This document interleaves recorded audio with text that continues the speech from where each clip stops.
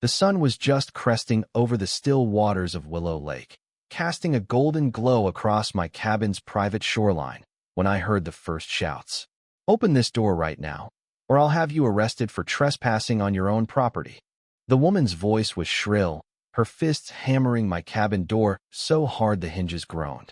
Through the window, I saw a crowd of at least 15 strangers in swimwear, already unloading coolers and setting up a grill on my carefully tended lakeside, their entitled glances pinning me as the villain.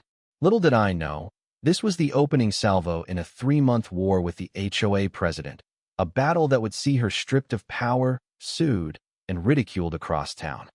My name's Nathan Carter, and that cabin was my sanctuary, bought with every dollar I'd scrimped for a decade as a remote software engineer.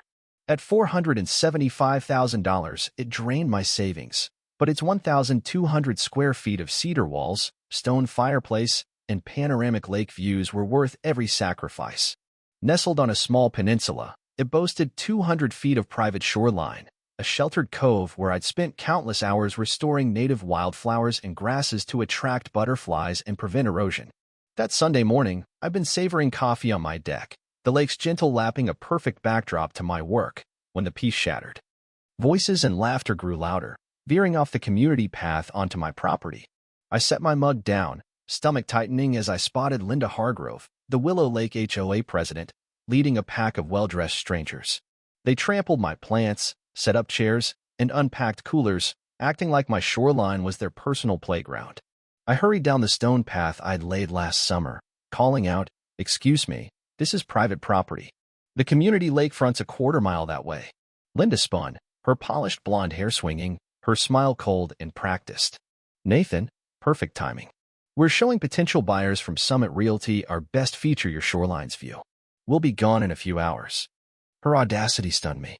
"This isn't a community area," I said, pulling out my phone to record. "My deed proves it. Please pack up and leave." Linda's eyes narrowed, her voice dropping to a hiss only I could hear. "Don't make a scene, Nathan. These buyers mean big money for Willow Lake. Go back inside." When I held firm, her mask slipped. "Fine. I'm calling the police," she snapped, dialing theatrically as her guests set up a volleyball net between my ancient oaks, one man even fishing off my dock. By the time Officer Daniels arrived, they'd crushed my wildflowers, left beer cans in the water, and tracked mud across my porch. Daniels reviewed my deed and survey maps, then turned to Linda. "This shoreline belongs to Mr. Carter. Everyone needs to leave." Linda's face contorted with rage, but she composed herself as her embarrassed guests packed up. As they left, she leaned in, whispering, "You've just made a powerful enemy, Nathan. The HOA deals with troublemakers like you." Her words sent a chill down my spine, but I stood my ground. My neighbor, Tom Bradley, a retired cop, helped me clean up the mess. "You've poked a hornet's nest," he warned. "Linda's run 3 homeowners out with her tricks." 3 days later, a cream-colored envelope with the Willow Lake logo arrived, marked "Violation Notice" in bold red. My hand shook not from fear, but fury as I read 7 absurd citations. My clothesline was too long, my window trim too glossy, my grill an aesthetic air quality concern. The fines totaled $2,500, due in 14 days, with threats of property liens. Tom called it harassment, plain and simple, noting half the rules didn't exist. I spent 2 days poring over HOA bylaws, confirming most violations were fabricated. Armed with this, I drafted a 5-page response, demanding proof of the rules and records of similar enforcement. The next day, another envelope arrived, thicker, with new violations. My porch light was too bright, my garden hose improperly stored, my bird feeder attracting non-indigenous wildlife. Another $2,000 in fines. It was clear Linda was trying to break me. That night, after posting a discreet query on the community board, neighbors shared their own horror stories. Mrs. Clara Evans, a retired teacher, faced fines for her bird feeder after opposing Linda's tree removal plan. Mark Thompson, across the lake, got $3,700 in fines for a mailbox post after questioning HOA finances. Worst, an elderly couple, the Grants, sold their lakefront home at a loss after relentless harassment bought by Linda's cousin. I escalated, sending a 15-page rebuttal to every HOA board member, packed with evidence of Linda's selective enforcement. I began documenting obsessively, daily photos of my property, recordings of HOA interactions, and backups in a fireproof safe. A week later, an emergency HOA meeting was called to discuss North Section compliance issues, my property without inviting me, a clear bylaw violation. Sarah Mitchell, a board member troubled by my letter, tipped me off. Linda's pushing to reclassify private shorelines as community spaces, she whispered. There's talk of legal fees to handle problem residents. You need to be there. I arrived at the community center in a suit, clutching a portfolio of documents.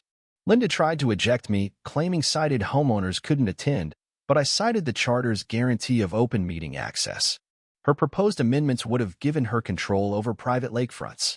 When she called for a vote without discussion, I stood, presenting county ordinances and surveys proving her changes violated riparian rights.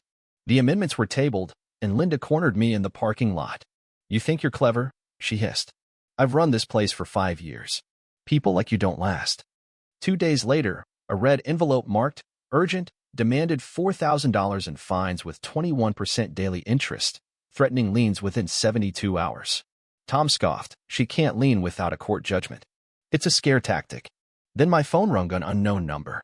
Mr. Carter, I'm Emily Hargrove, a hesitant voice said. I need to tell you what my mother's doing. Linda's daughter wanted to meet, claiming evidence that could end the nightmare. We met at a coffee shop 30 minutes away. Emily, unlike her polished mother, was nervous, clutching her cup. Mom's targeting you for a Summit Realty deal, she revealed. They want your land for a luxury resort. She showed emails from Linda's computer, detailing plans to force out homeowners for cheap sales.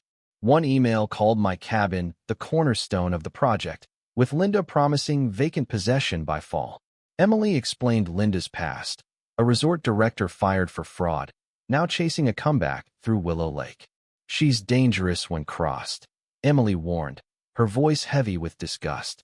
I shared Emily's evidence with Sarah, who found HOA financial discrepancies, $50,000 paid to Linda's brother's fake consulting firms, even bribes to a county inspector's supervisor. Linda retaliated, firing Sarah from the board and scheduling another closed meeting to seize my property. Emily texted an alert. Linda planned a champagne reception on my shoreline for Summit executives, calling it a preview of their spa. A county inspector, James Larson, arrived, claiming my cabin's foundation was unstable. I presented recent structural reports, countering every issue he raised. After hours, he cracked. Linda's pressuring me to lie, he admitted, writing a statement about her threats. Then, an evacuation notice from Linda's brother, a fake inspector, ordered me to vacate in 48 hours. At a press conference, Linda claimed my cabin was a safety hazard, but a resident, Henry Walsh, exposed her lies with old inspection photos. I filmed her brother's fraudulent inspection, forcing her to flee the scene. Fearing escalation, I stayed at Tom's. That night, Emily sent photos of Linda hosting her reception on my land, flaunting spa renderings. She's selling your home, Tom said. It's illegal, and it's proof. I launched a public counterattack, creating HOA nightmares at Willow Lake, posting Linda's violations, videos, and summit plans. A blogger, Rachel Brooks, published a scathing expose, sparking outrage. At an unofficial meeting, 30 residents learned the truth, and the HOA secretary, Karen Lee, revealed Linda's doctored minutes. Linda's cease and desist letter flopped when her lawyer admitted her case was weak. At an HOA meeting, her lies unraveled as Karen exposed $57,000 in embezzled funds. Linda's meltdown flinging water and wine ended with her unanimous removal. The final blow came when my security system caught Linda breaking in at 4:38 a.m., planting laundry detergent to frame me as a drug user. Footage showed her gloved hands arranging the bags. Neighbors demanded her purse be searched, revealing more powder. She was arrested for breaking and entering, attempted framing, and false reporting. The community rallied, trending justice for Nathan online.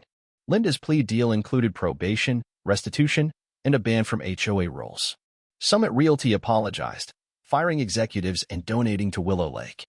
I won settlements from Linda and the HOA, restoring my shoreline and building a community dock in my dad's memory, who'd fished there with me as a kid. Sarah's reforms made the HOA transparent. But 6 months later, an anonymous email arrived. A nighttime photo of my cabin with the caption, "I still have the old key."